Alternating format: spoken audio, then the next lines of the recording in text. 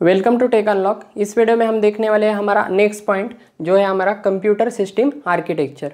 यहाँ पे देखिए computer system can be categorize according to the number of CPUs और प्रोसेसर्स यूज्ड इन इट। यहाँ पे देखिए आपका कंप्यूटर सिस्टम 3 पार्ट में या 3 सेक्शन में क्या होता है यहाँ पे कैटेगराइज होता है, depends upon number of CPUs और प्रोसेसर। आपके सीपीयू के काउंट के अनुसार या प्रोसेसर के काउंट के अनुसार आप क्या कर सकते हैं, 3 पार्ट में उसे कैटेगराइज कर सकते हैं। फर्स्ट देखिए यहाँ पे सिंगल प्रोसेसर सिस्टम, सेकंड है हमारा मल्टी प्रोसेसर सिस्टम्स और थर्ड है हमारा क्लस्टर्ड सिस्टम्स। तो यहाँ पे देखिए फर्स्ट देखेंगे हम single processor system. In this type of computer system there is only one main CPU capable of executing general purpose instructions from the user processes। यहाँ पे देखिए आपका क्या होता है, यहाँ पे सिर्फ एक CPU होता है। CPU यानी क्या है, आपका एक प्रोसेसर होता है सिर्फ capable of executing general purpose instructions from the user processes. जो भी आपके यूजर के प्रोसेसेस होंगे, जो क्या होंगे आपके प्रोसेसेस के अनुसार यहाँ पे क्या होंगे, उनके इंस्ट्रक्शंस होंगे जो प्रोवाइड किए जाएंगे आपके सीपीयू को। और आपके सीपीयू का काम क्या है, उसको एग्जीक्यूट करना। आपको पता है सीपीयू क्या करता है, जनरली जो भी प्रोसेस होगी आपकी यूजर की प्रोसेस होगी तो उसे कौन से रिसोर्स लग रहे हैं, कौन सी मेमोरी लग रही है, वो सभी एलोकेट करने का काम कौन करता है, आपका सीपीयू करता है, यानी आपका प्रोसेसर करता है। और उसे एग्जीक्यूट करने का, सक्सेसफुली एग्जीक्यूट करने का काम कौन करता है, आपका सीपीयू करता है किसी भी प्रोसेस के लिए। तो नेक्स्ट देखिए, नेक्स्ट पॉइंट है हमारा other special purpose processors such as input output processors, disk controller and graphics controller. तो यहाँ पे देखिए आपके स्पेशल पर्पज प्रोसेसर्स भी होते हैं। यहाँ पे देखिए स्पेशल पर्पज प्रोसेसर्स भी होते हैं। फॉर एग्जांपल उन्होंने दिया है such as input output processor हो गया, डिस्क कंट्रोलर हो गए और ग्राफिक्स कंट्रोलर हो गए। तो यहाँ पे देखिए ETC are available as well. तो ये भी क्या होते हैं, आपके अवेलेबल होते हैं। All special purpose processors do not run user processes, they perform device specific instructions. यहाँ पे देखिए स्पेशल पर्पज प्रोसेसर्स का काम क्या होता है, आपका यूजर प्रोसेस को रन करने का काम नहीं होता उनका। वो कौन करता है, आपका मेन सीपीयू करता है, यानी आपका जो मेन प्रोसेसर है वो करता है।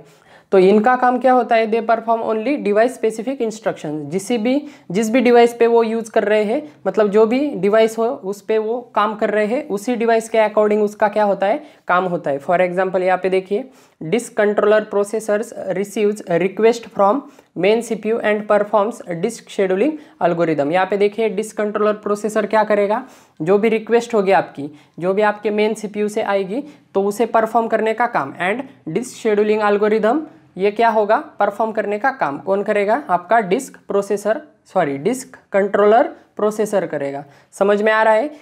Specific task, special purpose processor किस लिए यूज होते हैं, आपके स्पेसिफिक टास्क परफॉर्म करने के लिए। ये डिस्क कंट्रोलर प्रोसेसर क्या करेगा, आपका डिस्क शेड्यूलिंग एल्गोरिदम क्या करेगा, परफॉर्म करेगा। ये डिस्क शेड्यूलिंग एल्गोरिदम हमें ऑपरेटिंग सिस्टम सब्जेक्ट में है, तो ठीक है।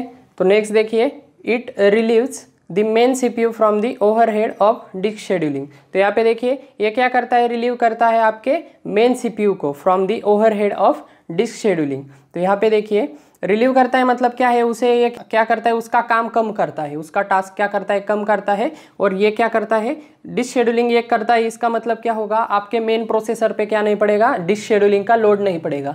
मतलब उसका काम क्या कर दिया, उसने डिवाइड कर दिया, मतलब इसने कर दिया, तो इस वजह से उसका लोड क्या हो जाएगा, ऑटोमेटिकली कम हो जाएगा। और यहाँ पे देखिए ग्राफिक्स कंट्रोलर भी दिया है। आपको ग्राफिक्स कार्ड पता होगा, ग्राफिक्स कार्ड किस लिए यूज होते हैं, NVIDIA का ग्राफिक्स कार्ड आपने सुना होगा, जो क्या करते हैं, हम गेमिंग एप्लीकेशन होंगे या कुछ 3D सॉफ्टवेयर होंगे आपके, जो भी आपको ग्राफिकल रिलेटेड जो भी काम होगा उनके लिए आप जनरली क्या यूज़ करते हैं, ग्राफिक्स कार्ड यूज़ करते हैं।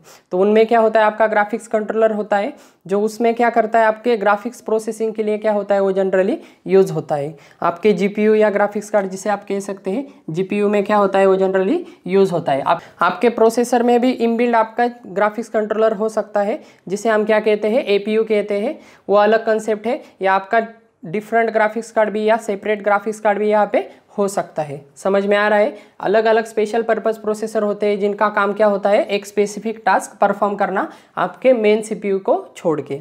नेक्स्ट देखिए the computer system also contain a processor in keyboard that converts keystrokes into code sends to the main CPU. यहाँ पे देखिए आपके कीबोर्ड में भी एक क्या होता है, एक इनबिल्ट प्रोसेसर होता है, जो जिसे हम क्या कहते हैं, कीबोर्ड प्रोसेसर कहते हैं, processor in the keyboard that converts key stroke into codes send to the main CPU. जो क्या करता है, आपको की स्ट्रोक क्या करता है, सेंड करता है इन दी कोड फॉर्म, कोड के फॉर्म में सेंड करता है किसे, आपके मेन सीपीयू को। मतलब यहाँ पे एक्चुअली क्या होता है, आपका कीबोर्ड प्रोसेसर ग्रिड मैट्रिक्स के जरिए क्या करता है, एग्जैक्ट लोकेशन क्या करता है, फाइंड आउट करता है, जो भी आप की स्ट्रोक क्या कर रहे हैं, यहाँ पे प्रेस कर रहे हैं, और उसके अनुसार कीबोर्ड का प्रोसेसर उसे पहले प्रोसेस करता है, और वो information in the form of code किसे सेंड करता है, आपके मेन प्रोसेसर को, यानी मेन सीपीयू को क्या करता है, सेंड करता है। समझ में आ रहा है। स्पेशल पर्पस प्रोसेसर भी होते हैं और आपका मेन प्रोसेसर भी होता है। सिंगल प्रोसेसर सिस्टम देख रहे हैं हम, इसके नाम में ही इसका मीनिंग है सिंगल प्रोसेसर सिस्टम, मतलब एक प्रोसेसर, मतलब एक सिस्टम में, आपके एक कंप्यूटर सिस्टम में, एक सीपीयू में क्या होगा, आपका सिंपली एक क्या होगा, प्रोसेसर होगा, सिंगल प्रोसेसर सिस्टम। ओके, तो यही था आपका सिंगल प्रोसेसर सिस्टम। सेकंड देखेंगे हम इसके बाद multi processor systems. Okay, second architecture है हमारा मल्टी प्रोसेसर सिस्टम्स। यहाँ पे देखिए सच सिस्टम हैव टू और more of the processors in close communication sharing memory बस एंड अदर पेरिफेरल डिवाइसेस। यहाँ पे देखिए सिंगल प्रोसेसर सिस्टम में क्या था, आपका एक सिंगल प्रोसेसर था, लेकिन आपके मल्टी प्रोसेसर में क्या होगा, दो या दो से ज़्यादा क्या होंगे, यहाँ पे प्रोसेसर होंगे, जो क्या होंगे, क्लोज कम्युनिकेशन में होंगे। क्लोज कम्युनिकेशन होने के बाद यहाँ पे देखिए शेयरिंग मेमोरी भी होगी, और यहाँ पे बस एंड अदर पेरिफेरल डिवाइसेस भी क्या होंगे, वहाँ पे कनेक्टेड होंगे। There are two basic types of multi processor systems. यहाँ पे देखिए दो मल्टी प्रोसेसर सिस्टम के दो टाइप होते हैं। फर्स्ट है आपका asymmetric multi processing and second है आपका सिमेट्रिक मल्टी प्रोसेसिंग। तो यहाँ पे देखिए in asymmetric multi processing system each processor is assign a specific task. यहाँ पे देखिए असिमेट्रिक मल्टी प्रोसेसिंग सिस्टम में क्या होता है, ईच प्रोसेसर को क्या किया जाता है, स्पेसिफिक टास्क क्या किया जाता है, यहाँ पे एलोकेट किया जाता है। नेक्स्ट देखिए it defines a master slave relationship. और यहाँ पे देखिए प्रोसेसर्स में क्या होता है, यहाँ पे मास्टर स्लेव रिलेशनशिप क्या होता है, यहाँ पे फॉर्म होता है। मास्टर स्लेव रिलेशनशिप मतलब क्या होगा, एक क्या होगा, उसका मास्टर होगा, मतलब वो क्या होगा, मालिक होगा, और सेकंड प्रोसेसर यानी जो भी उसके अंडर होंगे वो सभी क्या होंगे, उसके गुलाम प्रोसेसर, यानी आप कह सकते हैं स्लेव प्रोसेसर होंगे। तो यहाँ पे देखिए master processor controls the whole system and other processors called as slave processor. यहाँ पे देखिए आपका मास्टर क्या करेगा, आपके स्लेव प्रोसेसर को ऑब्वियसली क्या करेगा, कंट्रोल करेगा, मतलब इनडायरेक्टली उन्हें क्या करेगा, कमांड करेगा, कंट्रोल करेगा। Slave processors are either instructed by master or have predefined task. यहाँ पे देखिए स्लेव प्रोसेसर यहाँ पे दो काम कर सकता है आपका, एक तो मास्टर का क्या कर सकता है, ऑर्डर फॉलो कर सकता है, या ऑलरेडी उसे प्रीडिफाइन कुछ टास्क अगर दिए होंगे तो उसे क्या करेगा, परफॉर्म करने का भी काम क्या कर सकता है, यहाँ पे कर सकता है। असिमेट्रिक में हमने अभी देखा कि आपके सभी प्रोसेसर क्या होते हैं, यहाँ पे अलग अलग काम करते हैं, और उनमें क्या होता है, आपका मास्टर स्लेव रिलेशनशिप क्या होता है, यहाँ पे फॉर्म होता है। लेकिन यहाँ पे देखिए सिमेट्रिक मल्टी प्रोसेसिंग में क्या होता है, फिर in symmetric multi processing system SMP as shown in figure each processor is capable to perform all task within the operating system. यहाँ पे देखिए डायग्राम में आप देख सकते हैं symmetric multi processing system architecture. यहाँ पे क्या है, यहाँ पे देखिए कोई भी एक प्रोसेसर आपके ऑपरेटिंग सिस्टम के सभी टास्क क्या कर सकता है, परफॉर्म कर सकता है, वो उतना क्या होता है, यहाँ पे कैपेबल होता है। लेकिन यहाँ पे देखिए there is no master slave relationship exist, all processors are peer. यहाँ पे सभी प्रोसेसर क्या होते हैं, पीयर किए जाते हैं, और यहाँ पे मास्टर स्लेव रिलेशनशिप नहीं होता, मतलब सभी प्रोसेसर को क्या होती है, इक्वल प्रायोरिटी होती है, यहाँ पे कोई किसी को कंट्रोल नहीं करता। नेक्स्ट देखिए each processor has its own set of registers as well as private cache memory, physical memory shared by all processors. यहाँ पे देखिए हर एक प्रोसेसर को, CPU मतलब क्या है, यहाँ पे प्रोसेसर है, प्रोसेसर 1, प्रोसेसर 2 एंड प्रोसेसर ये क्या है, 3 है। यहाँ पे प्रोसेसर 0 से स्टार्ट किया है, ये फर्स्ट प्रोसेसर है, ये सेकंड है, और ये आपका थर्ड है। यहाँ पे देखिए हर एक प्रोसेसर को उसकी क्या होती है, रजिस्टर्स होते हैं, और उसकी कैश मेमोरी होती है हर एक प्रोसेसर को। और यहाँ पे देखिए सभी आपके क्या करते हैं, यहाँ पे फिजिकल मेमोरी शेयर करते हैं, मतलब आपकी जो भी सेकेंडरी मेमोरी होगी, हार्ड डिस्क वगैरह जो भी होगी, वो क्या करते हैं, शेयर करते हैं बाय ऑल प्रोसेसर्स। नेक्स्ट देखिए In recent CPU design, multiple computing cores can be also included in a single processor chip. अब यहाँ पे देखिए रिसेंटली क्या है, यहाँ पे नए नए प्रोसेसर यहाँ पे इवॉल्व हुए हैं जिन्हें हम क्या कहते हैं, CPU डिज़ाइन इस तरह बनाया गया है कि आपके मल्टीपल कोर कंप्यूटिंग सिस्टम यहाँ पे क्या किए हैं, बनाए गए हैं। Multiple computing course can also be included in single processor chip. मतलब यहाँ पे देखिए एक ड्यूअल कोर का यहाँ पे सिस्टम दिया है। ड्यूअल कोर मतलब क्या है, यहाँ पे 2 कोर्स का सिस्टम है। मतलब एक कोर क्या है आपका, एक प्रोसेसर की तरह यहाँ पे काम करता है। एक्चुअली ये मिलकर क्या बनता है, आपका एक सिंगल प्रोसेसर बनता है। लेकिन आपके कोर क्या होता है, एक एक कोर आपका क्या कैपेबल होता है, आपका एक एक प्रोसेसर की तरह काम करने के लिए यहाँ पे कैपेबल होता है। यहाँ पे देखिए figure shows dual core processor design having 2 course on single chip. एक सिंगल चिप पे मतलब एक सिंगल सीपीयू पे, एक सिंगल प्रोसेसर पे यहाँ पे क्या होते हैं, 2 कोर्स होते हैं। Each core has its own registers and cache memory. और हर एक कोर को क्या होते हैं, यहाँ पे कैचे मेमोरी होती है और रजिस्टर होती है। और ये सभी क्या है, आपका एक सिंगल चिप है, मतलब एक सिंगल सीपीयू है। और यहाँ पे देखिए हमने यहाँ पे क्या किया है, 3 अलग अलग प्रोसेसर यहाँ पे हमने क्या किए हैं, यूज़ किए हैं एक सिंगल सिस्टम में। और यहाँ पे देखिए एक सिंगल सिस्टम में यहाँ पे क्या है, एक ही प्रोसेसर में आपके क्या है, यहाँ पे 2 कोर यूज़ किए हैं। नेक्स्ट देखिए, ठीक है, तो समझ में आ रहा है आपको, ड्यूअल कोर प्रोसेसर में क्या है, आपके 2 कोर यहाँ पे क्या कर रहे हैं, काम कर रहे हैं। यहाँ पे देखिए आप एग्जाम्पल यहाँ पे दे सकते हैं। अगर मैं यहाँ पे एग्जाम्पल देना चाहूँ तो ड्यूअल कोर प्रोसेसर हो गया आपका इंटेल का। इंटेल के अलग अलग प्रोसेसर आते हैं, ड्यूअल कोर आता है, क्वाड कोर आता है। या आप राइजन के प्रोसेसर भी आपको मालूम होंगे।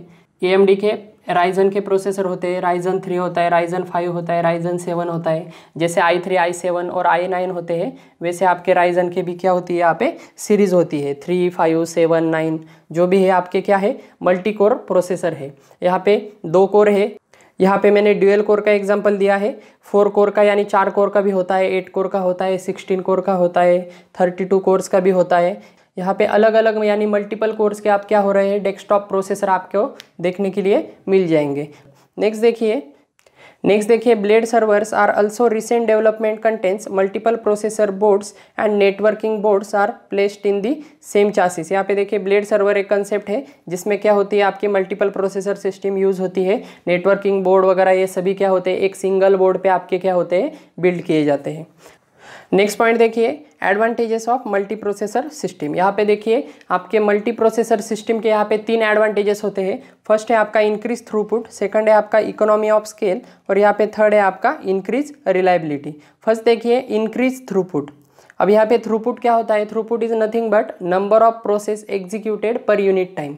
एक सिंगल यूनिट टाइम में कितने नंबर ऑफ प्रोसेस आप एग्जीक्यूट कर सकते हैं, ये क्या बन जाता है आपका, उस सिस्टम का क्या होता है, वो थ्रूपुट होता है। तो यहाँ पे देखिए as number of processors are increase the more completed in less time। तो यहाँ पे देखिए जैसे आपका क्या होता है, नंबर ऑफ प्रोसेसर का काउंट आपका क्या होता है, इंक्रीज होता है, तो more completed process in less time. तो आपके प्रोसेसेस क्या होंगे, मतलब आपके प्रोसेस को क्या लगेगा, आपका कम टाइम लगेगा। फॉर एग्जांपल यहाँ पे देखिए अगर मेरा एक सिंगल सीपीयू का एक सिस्टम है, तो यहाँ पे सिंगल सीपीयू का सिस्टम के लिए आपका एक ही सीपीयू है। तो यहाँ पे देखिए आपके सिंगल सिस्टम में क्या होगा, सिंगल प्रोसेसर सिस्टम में आपके अगर 10 प्रोसेस होंगे एग्जीक्यूट करने के लिए, यूज़र के अगर 10 प्रोसेस है, तो यहाँ पे सभी किसे करने पड़ेंगे, आपके एक ही सीपीयू को करने पड़ेंगे। और फॉर एग्जांपल आपका एक सेकंड सिस्टम है, आपका मल्टी प्रोसेसिंग सिस्टम है, जिसमें क्या है आपके 3 प्रोसेसर काम कर रहे हैं एट ए टाइम। ये क्या करेंगे, आपके 10 प्रोसेस में से एक एक प्रोसेस क्या करेंगे, पिक करेंगे। तो यहाँ पे देखिए एक ही टाइम पे आपके 3 प्रोसेस यहाँ पे क्या होंगे, CPU 0, CPU 1 और CPU 2 पे क्या करेंगे, काम करेंगे। समझ में आ रहा है। तो यहाँ पे देखिए एक प्रोसेस को अगर टाइम लग रहा है आपका 1 मिनट, तो आपके CPU एक सिंगल CPU को 10 प्रोसेस कंप्लीट करने के लिए कितना टाइम लगेगा, 10 मिनट लगेंगे। लेकिन 3 प्रोसेसर होने की वजह से यहाँ पे टाइम क्या हो जाएगा, डिवाइड बाय 3 हो जाएगा। समझ में आ रहा है। तो आपका टाइम ऑटोमेटिकली क्या हो जाएगा, यहाँ पे लेस आ जाएगा। तो यहाँ पे देखिए आपके नंबर ऑफ प्रोसेस कंप्लीट होंगे लेस टाइम में। अगर आपके मल्टी प्रोसेसर है तो सभी प्रोसेसर क्या करेंगे, एट ए टाइम साइमल्टेनियसली क्या कर सकते हैं, वर्क कर सकते हैं, मतलब वर्क करते ही है। नेक्स्ट देखिए the speed of ratio with n processors is not exactly n, rather it's less than n at certain amount of overhead is incurred in coordination between processors. यहाँ पे देखिए आपका मल्टी प्रोसेसर सिस्टम आपके single processor system जितना इतना effective नहीं होता। मतलब फॉर एग्जांपल यहाँ पे देखिए, अगर मेरा ये सिंगल प्रोसेसर सिस्टम है आपका, ये अगर सिस्टम है आपका, ऐसे अगर मैंने 2 सिस्टम बना दिए, इसकी अगर पावर है सपोज, मतलब ये आपका सपोज 100% काम कर रहा है और ये भी आपका सिंगल प्रोसेसर सिस्टम क्या करेगा, आपका 100% यहाँ पे काम करेगा, क्योंकि ये क्या है, अलग अलग सिस्टम पे क्या किए हैं हमने, यूज़ किए हैं। अगर दोनों की मैंने अगर पावर मिला दी तो ये 100% है, ये क्या है आपका 100% है। लेकिन यहाँ पे देखिए, क्योंकि ये क्या है, अलग अलग सिस्टम पे काम कर रहे हैं, अलग अलग क्या है यहाँ पे सीपीयू है, मतलब अलग आपका कंप्यूटर सिस्टम है।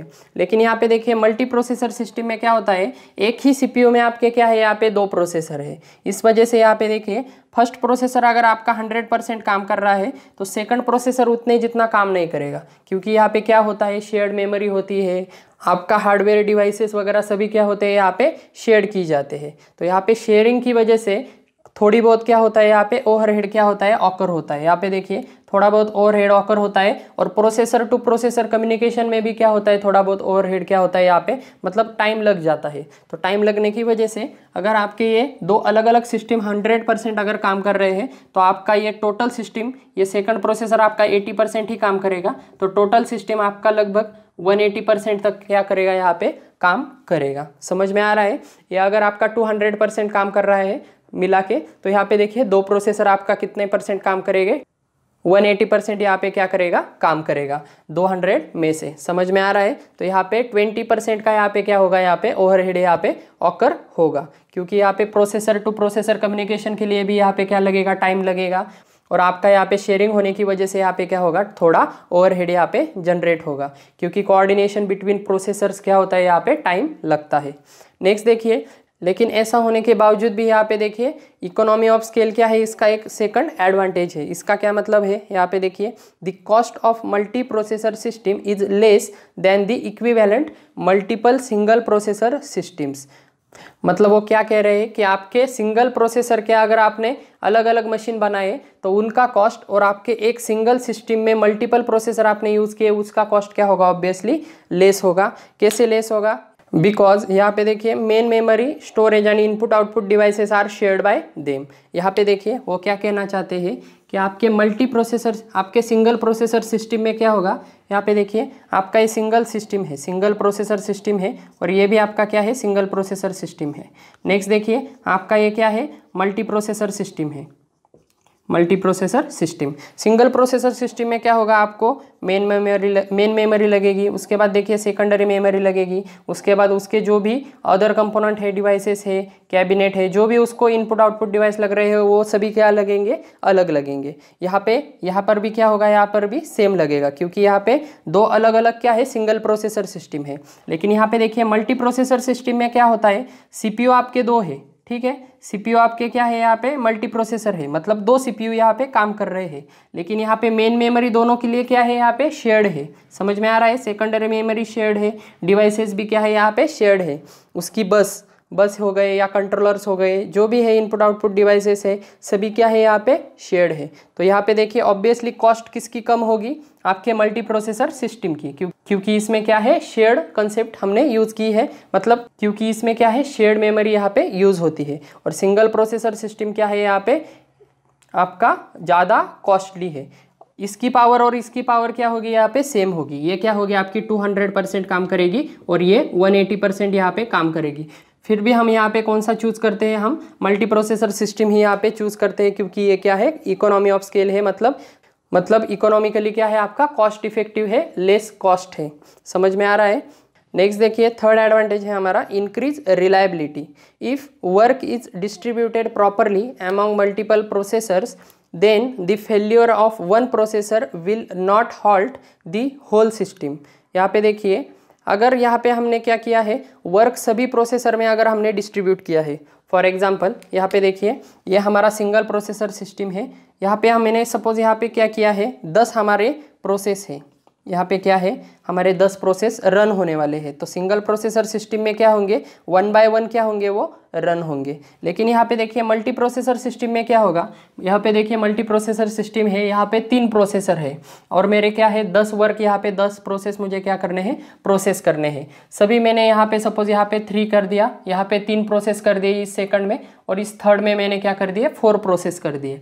तो यहाँ पे देखिए डिस्ट्रीब्यूट हो गया है आपका वर्क। अगर मेरा एक प्रोसेसर अगर फेल हो गया, यहाँ पे देखिए क्या कंसिडर किया जा रहा है, 1 processor will not halt the whole system. तो यहाँ पे देखिए अगर मेरा ये एक प्रोसेसर यहाँ पे फेल हो गया तो क्या होगा, ये 3 प्रोसेस आपको क्या करने पड़ेंगे, आपका ऑपरेटिंग सिस्टम क्या करेगा, इन 2 प्रोसेस में क्या कर देगा, डिवाइड कर देगा। सपोज यहाँ पे मैंने +1 कर दिया और यहाँ पे मैंने +2 कर दिया। तो यहाँ पे समझ में आ रहा है आपको कि यहाँ पे आपके प्रोसेस यहाँ पे क्या हो जाएंगे, डिवाइड हो जाएंगे आपके मल्टी प्रोसेसिंग सिस्टम में। लेकिन आपके सिंगल प्रोसेसिंग सिस्टम में क्या है, सिर्फ एक ही प्रोसेसर है। यहाँ पे क्या है, सिर्फ आपका एक ही प्रोसेसर है, ये सिंगल प्रोसेसर है। अगर ये फेल हो गया, ये अगर फेल हो गया तो आपका पूरा सिस्टम क्या हो जाएगा, हॉल्ट हो जाएगा। हॉल्ट हो जाएगा मतलब पूरा सिस्टम आपका फेल हो जाएगा। आपके जो भी प्रोसेस हो रहे हैं वो सभी क्या हो जाएंगे, आपका बंद हो जाएगा। समझ में आ रहा है। मल्टी प्रोसेसर सिस्टम में क्या होता है, एक प्रोसेसर अगर फेल हो जाए तो आपका वर्क अदर प्रोसेसर में क्या हो जाता है, डिवाइड हो जाता है। लेकिन सिंगल प्रोसेसर सिस्टम में एक ही प्रोसेसर है, ऑब्वियसली अगर वो बंद हो गया तो आपका सभी काम क्या हो जाएगा, ऑब्वियसली स्टॉप हो जाएगा। समझ में आ रहा है। नेक्स्ट देखिए, rather it only slows down. यहाँ पे देखिए अगर आपका वर्क क्या हो गया, सपोज डिस्ट्रीब्यूट हो गया, ये प्रोसेसर फेल हो गया और आपका वर्क यहाँ पे डिस्ट्रीब्यूट हो गया, तो सिंपली क्या होगा, ये तीनों प्रोसेसर क्या हो रहे थे, आपके एक ही बार काम कर रहे थे, CPU 1, CPU 2 और CPU 3। तो यहाँ पे देखिए फर्स्ट प्रोसेसर अगर फेल हो गया तो इसका लोड किससे जाएगा, आपके 2 प्रोसेसर को जाएगा, और ऑब्वियसली इसका टाइम क्या हो जाएगा, थोड़ा इंक्रीज हो जाएगा। मतलब ये थोड़ा स्लो हो जाएगा क्योंकि इसका काम किसे करना पड़ रहा है, आपके दूसरे प्रोसेसर को करना पड़ रहा है। समझ में आ रहा है। तो इस वजह से इसे थोड़ा ज़्यादा टाइम लगेगा, लेकिन आपका सिस्टम क्या नहीं होगा, बंद नहीं होगा। सिंगल प्रोसेसर में पूरा बंद हो जाएगा और मल्टी प्रोसेसर में थोड़ा क्या हो जाएगा, यहाँ पे स्लो हो जाएगा। स्लो होगा लेकिन पूरी तरह से क्या नहीं होगा, यहाँ पे बंद नहीं होगा। ठीक है, सिंपल है आपका। Third advantage, increase reliability. Next देखिए, the remaining processor can perform the shared of the work of the failed processor. वही मैंने अभी बताया कि रिमेनिंग प्रोसेसर क्या करेंगे, आपके शेयर्ड करेंगे जो भी प्रोसेस, वो प्रोसेसर फेल प्रोसेसर जो काम कर रहे थे वो सभी क्या कर देंगे, शेयर्ड में परफॉर्म कर देंगे। तो यही था आपका multi processor system. Single processor system में और मल्टी प्रोसेसर सिस्टम में क्या है, डिफरेंस है। तो मल्टी प्रोसेसर सिस्टम के क्या क्या एडवांटेज है आपको समझ में आ गए होंगे। थ्रूपुट इंक्रीज होता है क्योंकि मल्टीपल प्रोसेसर होने की वजह से एक साथ 3 प्रोसेसर यहाँ पे काम कर रहे हैं, इस वजह से आपका एग्जीक्यूशन टाइम क्या हो जाएगा, यहाँ पे फास्ट हो जाएगा। Number of process completed in less time, less time में आपके क्या हो जाएंगे, यहाँ पे प्रोसेस कंप्लीट हो जाएंगे। सिंपली यहाँ पे क्या हो जाएगा, मल्टीपल प्रोसेसर होने की वजह से यहाँ पे थोड़ा ओवरहेड जनरेट होगा क्योंकि प्रोसेसर टू प्रोसेसर यहाँ पे कम्युनिकेशन क्या होगा, थोड़ा टाइम लेगा। लेकिन यहाँ पे इतना अफेक्ट नहीं पड़ेगा। यहाँ पे क्या हो जाएगा, सिंगल प्रोसेसर के कंपैरिजन में यहाँ पे थोड़ा ओवरहेड जनरेट होगा, लेकिन फिर भी ये क्या है, इफेक्टिव है क्योंकि आपका क्या हो रहा है, यहाँ पे multiple process at a time क्या हो रहे हैं, यहाँ पे काम कर रहे हैं। नेक्स्ट देखिए, इकोनॉमी ऑफ स्केल होगा। मतलब क्या है, ये कॉस्ट इफेक्टिव है। मल्टीपल प्रोसेसर एक ही सिस्टम में यूज़ करने की वजह से आपको क्या लग रही है, यहाँ पे शेयर्ड मेमोरी हम यूज़ कर रहे हैं, स्टोरेज यूज़ कर रहे हैं और डिवाइसेस क्या कर रहे हैं, शेयर्ड में यूज़ कर रहे हैं। इस वजह से यहाँ पे आपका कॉस्ट क्या होगा, कम होगा। और नेक्स्ट देखिए, थर्ड था आपका इंक्रीज रिलायबिलिटी। मतलब सिंपली आपने क्या कर दिया, आप इस पे क्या कर सकते हैं, रिलाई कर सकते हैं, आप इस पे डिपेंड हो सकते हैं। क्योंकि आपका अगर एक प्रोसेसर अगर हॉल्ट हो गया, फेल हो गया एक प्रोसेसर आपका, तो आपके बाकी के प्रोसेसर उसका काम क्या कर देंगे, ले लेंगे। थोड़ा स्लो हो जाएगा लेकिन पूरा सिस्टम आपका डाउन नहीं होगा, स्टॉप नहीं होगा। तो यही था आपका multi processor system. I hope आपको समझ में आ गया होगा। सिंपल कंसेप्ट है, ठीक है। आई होप आपको समझ में आ गया होगा। नेक्स्ट वीडियो में देखेंगे हम हमारा क्लस्टर्ड सिस्टम। फिलहाल इस वीडियो में इतना ही था। Thank you.